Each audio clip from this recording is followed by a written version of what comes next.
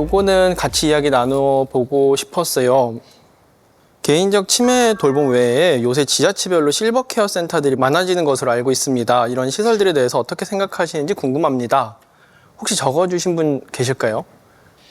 서초구에 새로 이제 실버 케어 센터를 이제 기획하는 기사를 봤는데, 실버 케어 센터들이 막 외진데 있고 그래서 이제 찾아가기도 되게 힘들고, 그 어르신들 자체도 그 활동하는 반경이 되게 적다고 들었는데, 이런 도시형 대규모의 돌봄은 또 어떤 성격이 또 다른지 궁금해서 한번 질문 드려봤습니다. 제가 이제 서초구 사례는 처음 듣는 거긴 한데, 만약 공공주도로 공공이 책임을 지는 실버케어 센터가 만들어지는 거라면 굉장히 긍정적이다라고 볼 수 있을 것 같아요.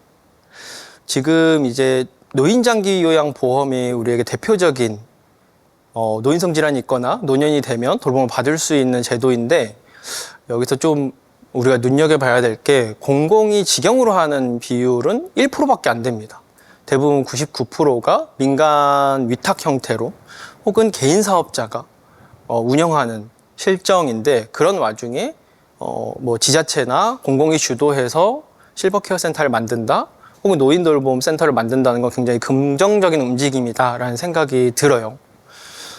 근데 그게 이제 센터도 여러 종류가 있을 것 같아요. 데이케어 센터, 주간보호센터처럼 계속 내 집에서 왔다 갔다 할 수 있는 센터 형태도 있고, 요양원처럼 완전히 입주해서 거기 살아야 되는 센터 형태도 있어요. 최근에 이제 굉장히 많이 대두되는 흐름은 어쨌든 지역에서 내가 살던 그 거주 공간을 박탈당하듯이 확 외부로 끌어지는 게 아니라, 내가 살던 곳에서 쭉 같이 살면서 돌봄받으면서 늙어가고 죽을 수 있게 하는 것을 이제 정책의 목표로 삼아야 된다라는 말이 있고, 그래서 저는 굉장히 긍정적이고 앞으로도 점점 공공 비율이 높아져야 된다. 가장 이상적으로 보면 최소한 지금 1대 99거든요. 50대 50 정도 되면 좋은 돌봄을 받을 수 있는 제도적인 환경이 될 것 같아요. 공공이 직영으로 운영하는 것도 한 50 정도 되고, 민간이 운영하는 것도 한 50 정도 됐을 때 우리가 돈 없다고 돌봄받지 못하는 상황도 좀 줄어들 거고요. 그리고 돌봄의 질이 굉장히 점점 돌봄 노동도 싸지고 돌봄에 들이는 비용도 싸지면서 비용을 절감하기 위해서 가장 싼 돌봄 서비스를 제공하는 형태도 조금은 줄어들 거라고 생각이 듭니다. 그래서 서로가 공공과 민간이 견제할 수 있는 힘이 생기니까 조금 그런 고민이 드는 것 같아요. 질문 주셔서 감사합니다. 한번 다른 질문도 보도록 하겠습니다. 저는 좀 더 우리가 계속 논의해야 되는 사회적 이슈와 연관된 것들을 질문을 한번 읽어볼게요. 돌봄의 주체가 배우자에서 자녀로, 더 나아가 최근 외국인 근로자를 고용해 돌봄 노동을 떠넘기려는 움직임이 나타나고 있는데, 과연 이러한 돌봄 노동의 구조가 돌봄의 의의를 제대로 실현할 수 있는지에 관해 연사님의 생각이 궁금합니다. 이렇게 말씀해 주셨어요. 요것도 더 이야기 들어볼까요? 최근에 기사에서 외국인 근로자를 우리나라의 돌봄 노동에 활용하겠다라는 기사를 봤는데, 거기서 이제 최저시급도 받지 못하고 근로를 해야 한다라는 말을 듣고, 이게 과연 돌봄의 의의를 제대로 실현하는 게 맞나라는 생각이 들었거든요. 그냥 여성 또는 자녀처럼 뭔가 사회적 약자들에게 계속 돌봄의 그 책무를 떠넘기는 느낌이 들어서 제 생각에 이게 돌봄의 진정한 의미를 파악하고 하지 않는다면 과연 돌봄의 의의를 실현할 수 있을까 궁금해서 질문드렸습니다.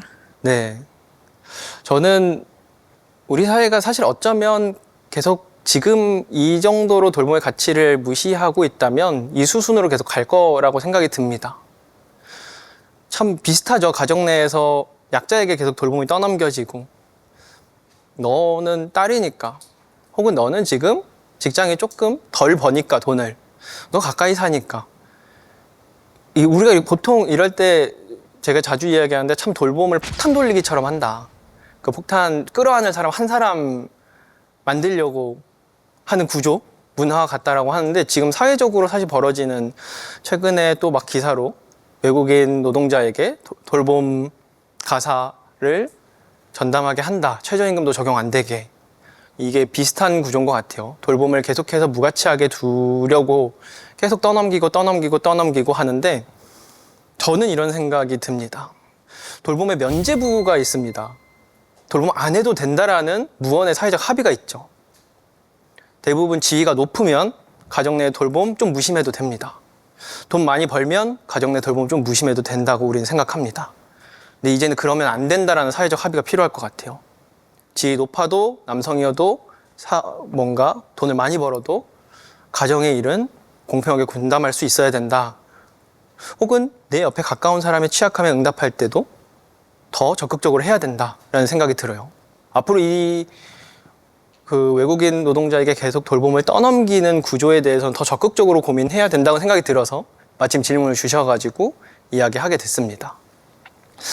질문 한 2개 정도만 더 나눠볼게요. 요것도 좀 흥미로운 지점 중에 하나였습니다. 돌봄에 대한 서비스, 지원 정책, 커뮤니티 등 접근성 높은 방법 더 소개시켜 주실 게 있을까요? 라고 적어주셨어요. 혹시 이거 적어주신 분? 사실 저는 돌봄 노동자는 아닌데 현재 돌봄 노동자는 아닌데 앞으로 저희 될 수 있고 그럼 내가 어떻게 더 접근할 수 있는 뭔가 서비스나 지원 정책 아까 보여주셨던 커뮤니티 같은 거를 어떻게 더 쉽게 알 수 있을까? 사실 저는 지금 잘 몰라서 그런 부분이 어떻게 좀 모르시는 분들도 처음에 이렇게 막 딱 드렸을 때 좀 빨리 접근할 수 있는 그런 게 있는지 좀 더 궁금해서 여쭤봤습니다. 네. 쉽게 접근할 수 없다라는 말을 드리고 싶어서 이 질문을 골랐습니다. 사실 정책 많습니다. 지자체, 중앙정부 하고 있는 정책 굉장히 많습니다. 근데 제가 아까 아버지가 여기저기 연결됐다라고 보여드렸죠. 제가 힘들었던 것 중에 하나가 아버지는 스스로 뭔가 신청할 수 없어요. 옆에서 보호자가 제가 다 해야죠. 근데 아버지 요양 등급을 받으려고 하니까 건강보험공단에 가랍니다. 건강보험공단 진단서 다 떼서 다 진료보고 찾아서 갔습니다. 그래서 요양 등급 받았어요. 그럼 치매 지원을 좀 받고 싶다. 그럼 또 치매 안심센터를 가라고 합니다. 그래서 치매 안심센터가 도대체 어디 있나? 집에서 엄청 머네. 그럼 택시 타고 가야 되겠다. 그리고 또 생계에 좀 어려움이 있어서 좀 지원 받으려고 그랬더니 또 주민센터 오라고 하죠. 그러니까 한 곳에 몰려 있지 않고 알고 찾아가는 사람만 받을 수 있는 구조에 가까운 게 지금 한국 복지 전달 체계라고 합니다. 그래서 이 분산되어 있고 분절되어 있고 파편화되어 있는 이 서비스를 솔직히 말하면 자치구당 한 곳에만 모아두면 해결 다 되거든요. 많이도 아니에요. 그냥 구청에 원스톱 서비스 할 수 있는 창구 하나만 있어도 이 문제 해결될 거예요. 근데 지금은 이거 하시는군요. 금융이 좀 필요하시나요? 서민금융진흥원 가시죠. 요양등급 하시나요? 여기 가시죠. 저기 가시죠. 갈 수 있는 사람만 받을 수 있는 구조고, 그리고 신청주의라고 하는 한계가 있죠. 본인 당사자 혹은 당사자 옆에 대리자가 찾아서 서로 다 준비하고 신청해야 되는 한계가 있습니다.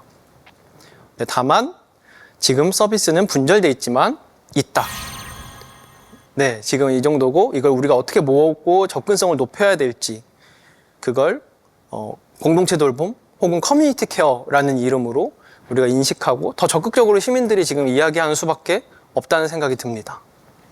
그래서 네, 질문 주셔서 감사합니다. 마지막으로 하나만 더 해볼게요. 요거 한번 해보면 좋을 것 같다는 생각이 들었어요. 요거는 돌봄 포인트 혹은 돌봄 연금 제가 얘기 드렸잖아요. 이 방안들이 실제 법률로 통과될 가능성이 있다고 생각하시는지 혹은 국회나 관련 기관이 얼마나 관심을 가지고 있는지 현실적인 상황이 궁금합니다 라고 적어주셨어요. 여러분들 가능하다고 생각하시나요? 네, 일단 한숨이 먼저 나오는 게 사실이죠. 저도 비슷한 마음입니다. 그런데 지금처럼 이 정도로 인구 변화가 심각해지면 더 적극적으로 고민하지 않으면 불가능하다고 생각합니다. 우리 보통 우리보다 초고령 사회 먼저 비슷하게 겪었다라는 사회로 일본 사회 많이 이야기하죠. 일본 사회가 정부 차원에서 2015년에 돌봄으로 인한 이직이나 퇴사, 돌봄 이직 제로를 정책적으로 선언합니다. 돌봄하면서 직장 계속 다닐 수 있게 하겠다라는 거거든요. 그러니까 돌봄하는 사람들을 위한 정책이 아니에요. 사실 이거는 누구나 돌봄을 하더라도 피해받지 않게 하는 정책이기 때문에 기꺼이 누구나 돌봄할 수 있게 하는 환경을 만드는 정책에 더 가깝다고 생각합니다. 그래서 저는 더 적극적으로 논의되어야 된다고 생각해요. 그중에 돌봄연금은 현실적으로 조금 더 시민들이 조직되고 목소리 내면 가능할 수도 있다는 생각이 듭니다. 왜냐면 우리가 국민연금에 대한 지금 공론화 작업도 막 이루어졌지만 실제 국민연금 안에 있는 제도 중에 우리가 실업 크레딧이라는 게 있고요. 그리고 군복무 크레딧이 있고요. 출산 크레딧이 있습니다.